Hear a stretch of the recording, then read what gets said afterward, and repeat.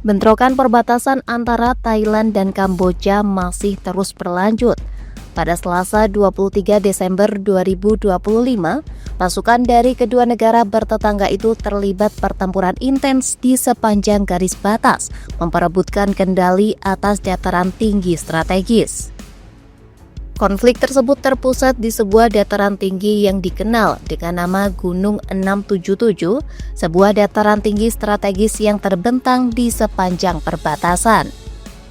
Wilayah ini disebut menjadi titik penting dalam penguasaan militer di kawasan perbatasan. Seorang reporter Cina Media Group atau CMG memasuki area beresiko tinggi kurang dari 10 km dari garis perbatasan Thailand-Kamboja, tempat pasukan kedua negara bertempur selama 9 hari memperebutkan Gunung 677. Sejumlah wilayah di sepanjang perbatasan dilaporkan masih berada di bawah kendali militer. Penduduk setempat mengatakan mereka masih sering mendengar suara tembakan. Menurut seorang warga, baku tembak sering terjadi secara berkala, terutama pada malam hari. มือคืนก็ไล่ตลอดครับก็สิยิงกันเป็นระยะนะครับเป็นช่วงนะครับ Menurut laporan media lokal, pertempuran di Gunung 677 telah berlangsung selama 9 hari berturut-turut. Pasukan kedua negara saling baku tembak untuk memperebutkan kendali atas dataran tinggi tersebut. Hingga saat ini belum ada keterangan resmi mengenai korban jiwa dalam bentrok bersenjata itu. Sementara itu, upaya untuk mengakhiri konflik tersebut hingga kini masih belum membuahkan hasil. Pertemuan antara pemimpin kedua negara dijadwalkan berlangsung pekan ini di Malaysia.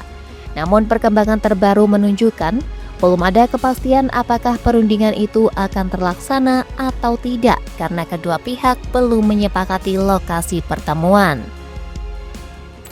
Konflik perbatasan antara Thailand dan Kamboja berakar dari sengketa teritorial atas penetapan batas wilayah sepanjang 800 km pada era kolonial dan sejumlah kuil kuno di perbatasan.